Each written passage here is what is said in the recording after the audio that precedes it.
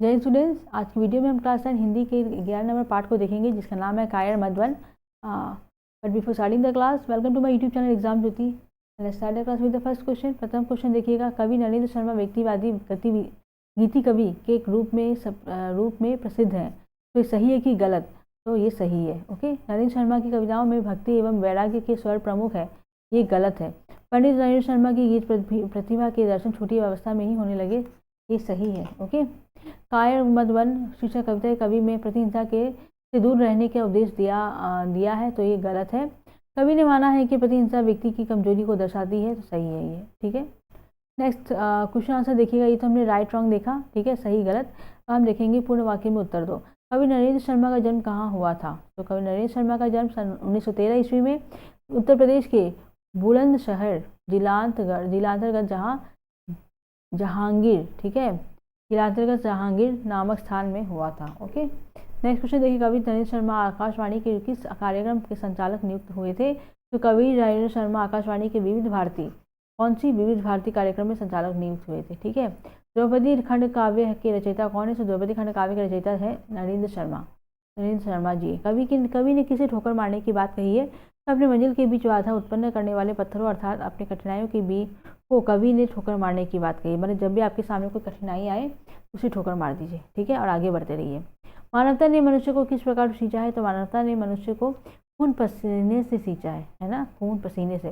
व्यक्ति को किसके समक्ष आत्मसमर्पण नहीं करना चाहिए? तो व्यक्ति को दुष्ट प्रवृत्ति वाले लोगों के समक्ष आत्मसमर्पण कभी नहीं करना चाहिए। ओके, अगर लोग गंदे हैं, दुष्ट हैं, तो उनके सामने कभी भी समर्पण मत करिएगा। कवि नरेंद्र शर्मा के गीतों एवं कविताओं को विषयगत विविधता पर प्रकाश डालिए। तो कवि नरेंद्र शर्मा आधुनिक हिंदी काव्य धारा के अंतर्गत गीति कविता के रचयिता के रूप में प्रसिद्ध है। उन्होंने कई तरह के विषयों पर गीतों एवं कविताओं की रचना की है, जिनमें व्यक्तिगत प्रणयानुभूति, विरह मिलन के चित्र, सुख दुख के भाव, प्रकृति सौंदर्य, आध्यात्मिकता, रहस्यानुभूति, राष्ट्रीय भावना और सामाजिक विषमता के चित्रण के साथ सामाजिक पदार्थ एवं प्रगतिशीलता के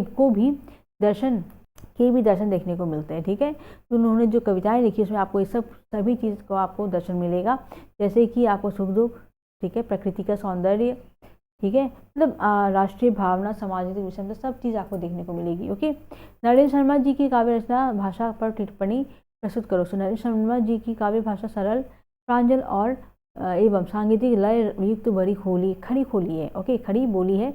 उन्होंने अपने सरल प्रवाहमयी भाषा के जरिए कोमल और कठोर दोनों ही प्रकार के भावों को काव्य में स्थान दिया है। ठीक है, कहीं माधुर्य एवं प्रसाद गुणों की बहुलता के साथ उन्होंने उनकी रचनाओं में आज ओज गुण को भी संचार दिया है। ठीक है, मतलब ओज गुण जो उनका भी संचार उन्होंने किया है अपने लिखने के द्वारा।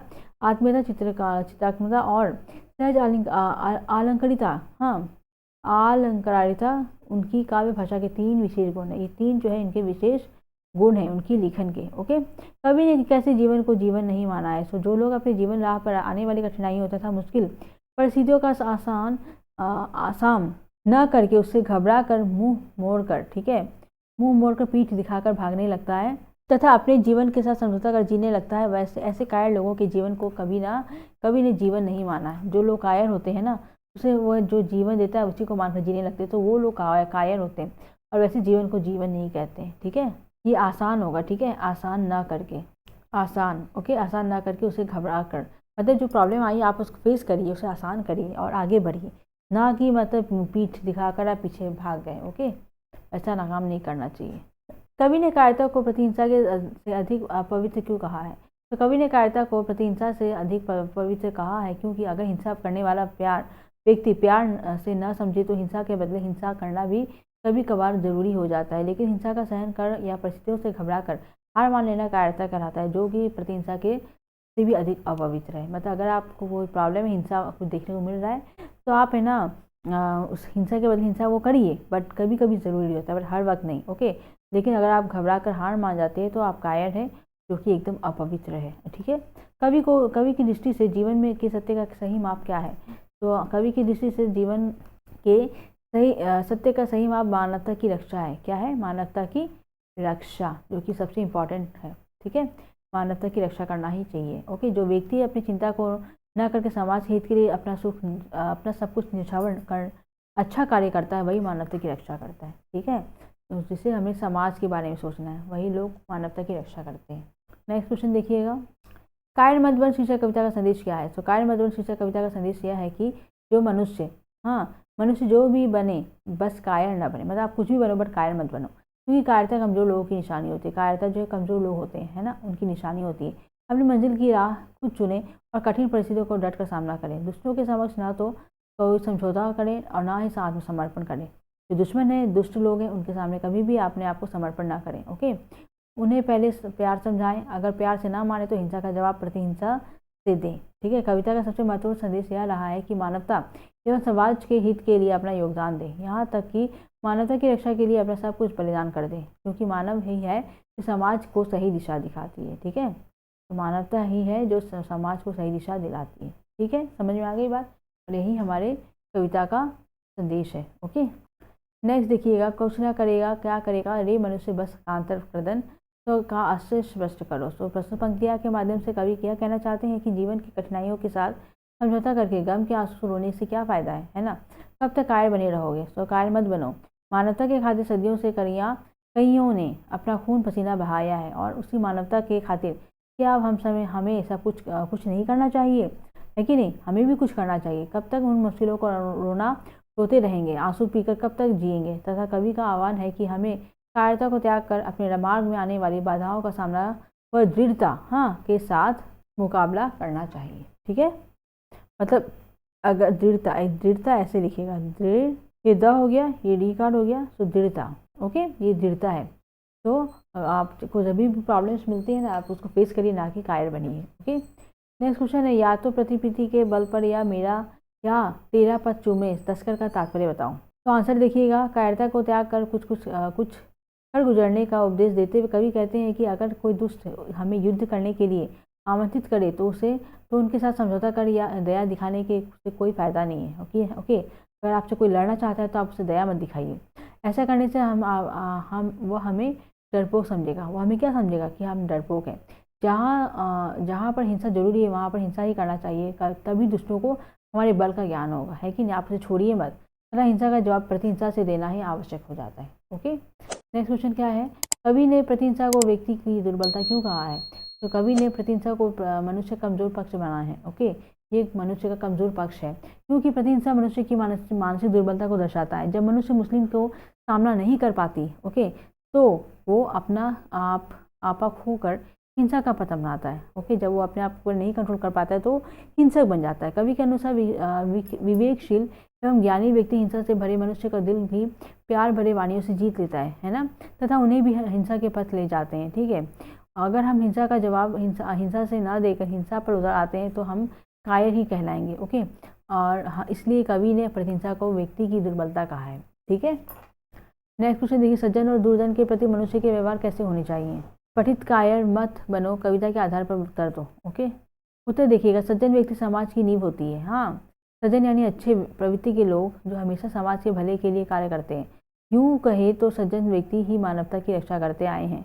ऐसे व्यक्ति हमेशा खुद की चिंता न करके दूसरों की चिंता करते हैं, तथा हमें ऐसे लोगों को हमेशा आदर और सम्मान देना चाहिए। दूसरी ओर दुर्जन व्यक्ति जो खुद को सींचता है, ठीक है, और समाज को हानि पहुंचाता है, हिंसा फैलाकर दूसरों पर जीत हासिल करना पसंद करता है, ऐसे दुष्ट प्रवृत्ति के लोगों के साथ पहले तो प्यार से पेश आना चाहिए। अगर इस टाइप के लोग आपको मिले पहले प्यार से पेश आइए। अगर प्यार से ना माने तो उनको मुकाबला प्रतिहिंसा से देना चाहिए, तब आपको हिंसा से आंसर देना चाहिए, ठीक है।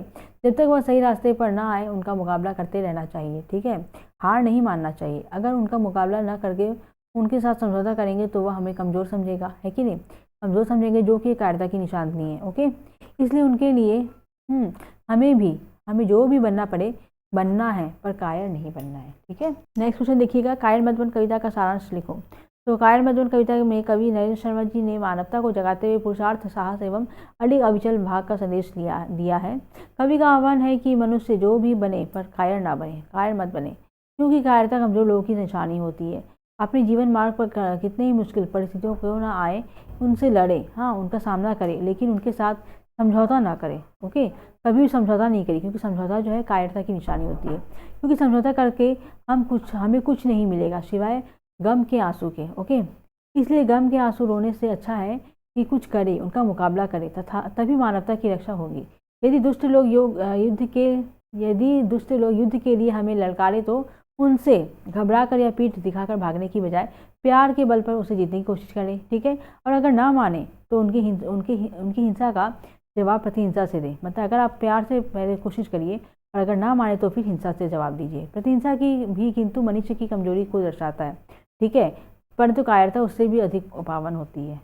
तो आप हार ना माने, बस आगे बढ़ते रहें। कवि का कहना है कि जो मनुष्य समाज के बारे में ना सोचकर अपनी सोचता है उसका इस दुनिया में कोई मोल नहीं है। ओके, जो अपने बारे में सोचता है उसका दुनिया में कोई मोल नहीं है, पर मानवता के लिए कार्य करना अमोल है। ओके, अनमोल है। इसीलिए अपना समस्त बलिदान करके मानवता के हित के लिए कार्य करना चाहिए, ठीक है। हमेशा दूसरों के बारे में मानवता के लिए सोचना चाहिए और करना चाहिए कार्य। दूसरे व्यक्ति के समक्ष आत्मसमर्पण न करके उनके साथ मुकाबला करना चाहिए, ठीक है। मतलब आत्मसमर्पण करके हमेशा मुकाबला करना चाहिए, हार नहीं मानना चाहिए।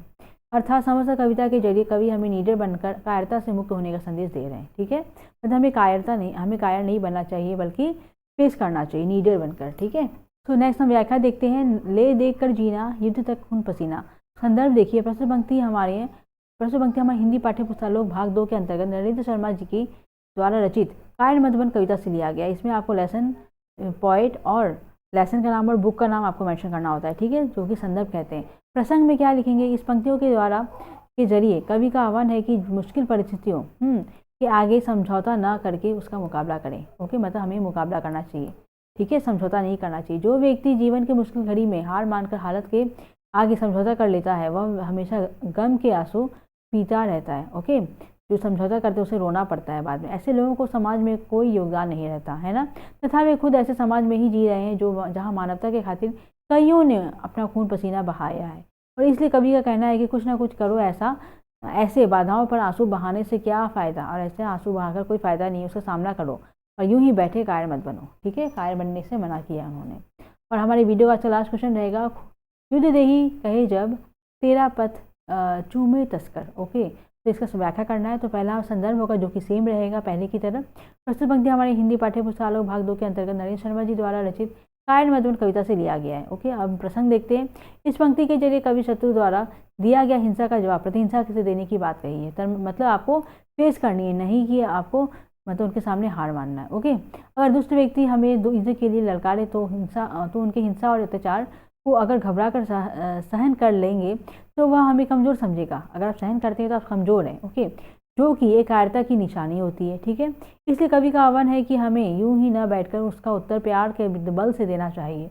अगर हम वह हिंसा का जवाब हिंसा से चाहता है तो उसका उत्तर प्रतिहिंसा से ही देना चाहिए, ठीक है। अगर वो बात नहीं समझ आए तो फिर आपको हिंसा से उत्तर देना होगा, प्रतिहिंसा से, ठीक है। हिंसा मानसिक कमजोरी होती है, लेकिन कायरता हिंसा से भी अधिक अपवित्र होती है। इसलिए कभी हिंसा के बदले हिंसा ज़रूरी हो जाता है, ठीक है। और इसी के साथ मेरा ये वीडियो यहीं समाप्त होता है। आशा करते हैं आपको हमारा वीडियो पसंद आया होगा। अगर वीडियो पसंद आए तो लाइक बटन प्रेस करिएगा और अगर सब्सक्राइब नहीं किया है हमारे चैनल को सब्सक्राइब करिएगा। Thank you for watching. जय हिंद।